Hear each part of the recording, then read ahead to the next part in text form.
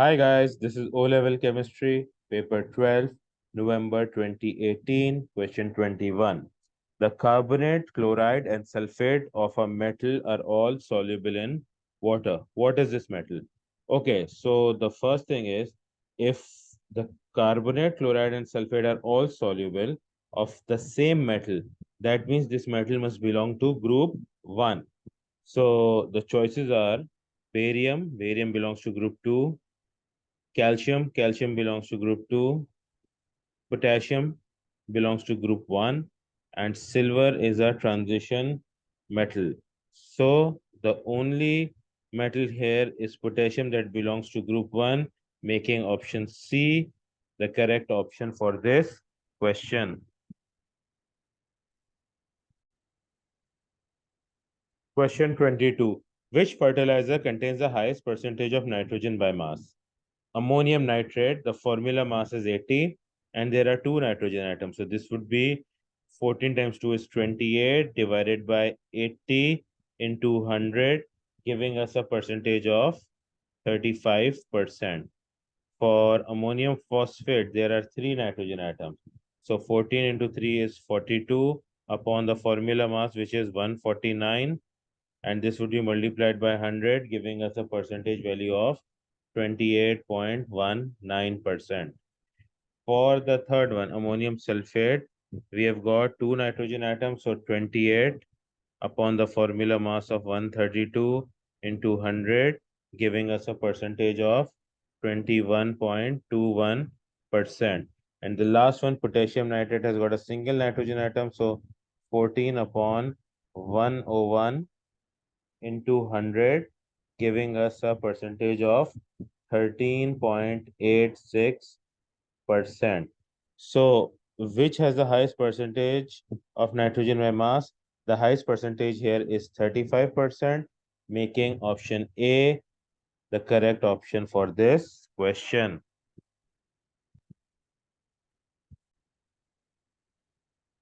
Question 23.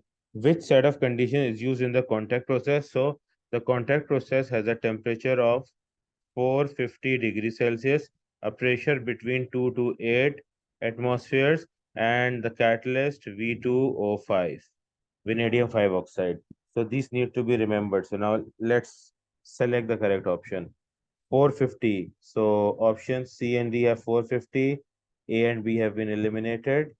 Pressure is between 2 to 8. C and D both show 1. So they have taken a pressure, the lowest possible pressure here.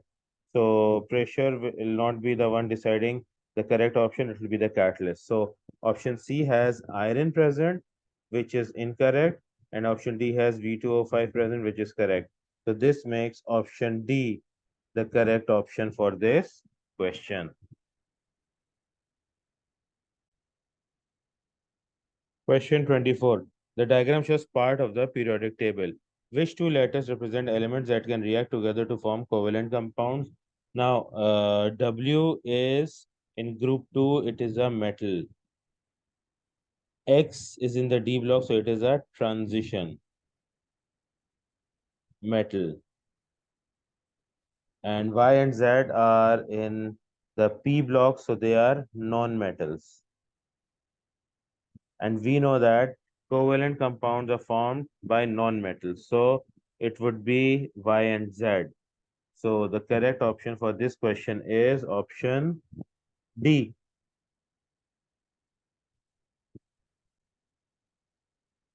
Question 25. The group 1 metals, lithium, sodium, and potassium, show trends in their melting points and in their reactions with water. Which statement is correct going down the group for lithium to potassium? Their melting points decrease. Yes, down the group, the melting point would decrease, and their reaction with water becomes less vigorous. Now, this is where it is wrong. The reaction would become more vigorous. So, this option becomes incorrect.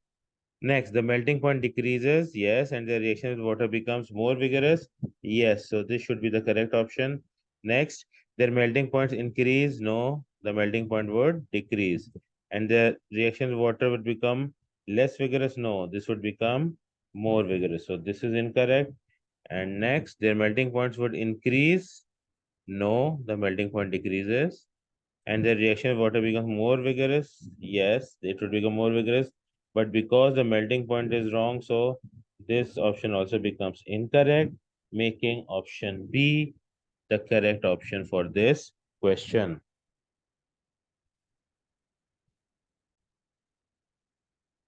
Question 26.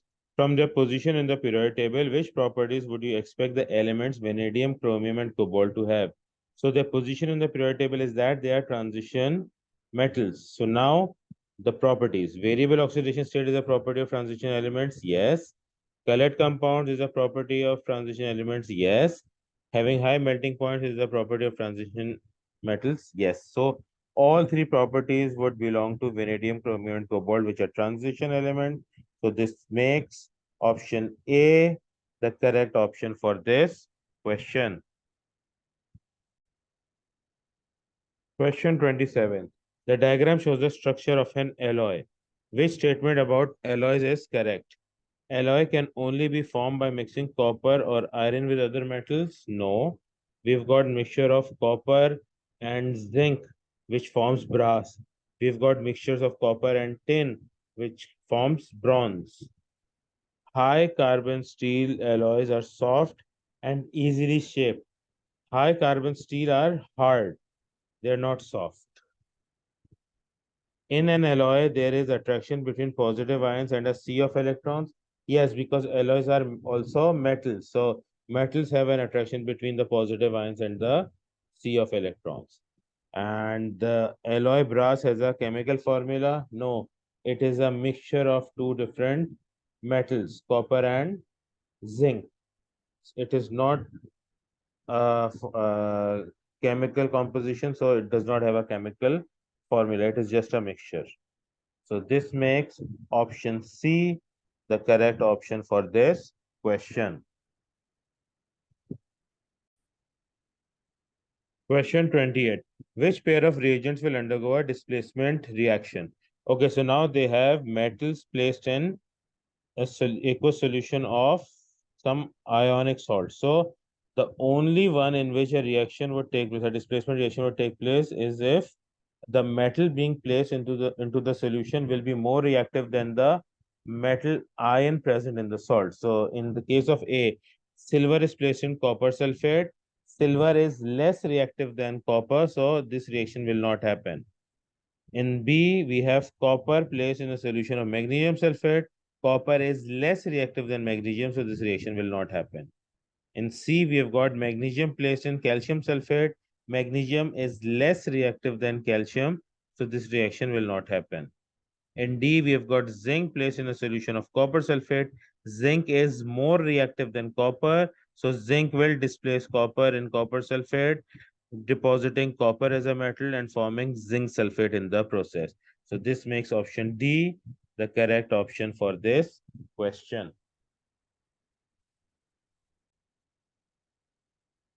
Question 29. The reactivity series for some metals with two gaps labeled X and Y is shown.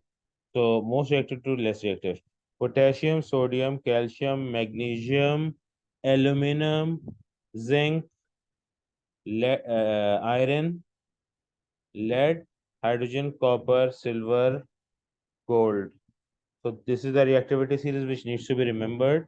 Which row correctly identifies metal X and Y and the method of extraction of Y from it? So Y is iron. So metal X is aluminum. So this eliminates options C and D. Both state iron as the element Y, which is correct. Now the process. Electrolysis or reduction with carbon. Iron oxide Fe2O3 is removed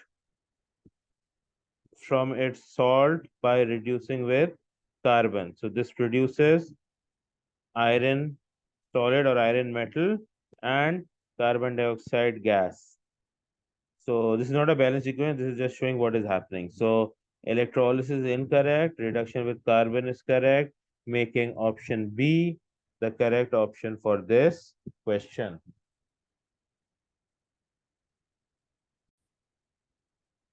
Question 30. Iron can be extracted from its ore hematite, Fe2O3. What is the maximum mass of iron that could be produced from 500 kg of hematite? So the first thing we need to do is we need to calculate the MR of Fe2O3, and we know that Fe2O3 will produce 2 moles of Fe. So Fe is 56. So 2 moles of Fe would be 2 into 56, which is 112 kg would be produced from how many kg of Fe2O3? So that would be 112 plus 48. So that would make it 160 kg. So 160 kg of hematite produces 112 kilograms of iron. So 500 kg of hematite would produce how many kilograms of iron? So this would become 500 divided by 160 multiplied by 112. This would give us a mass of 350 kilograms.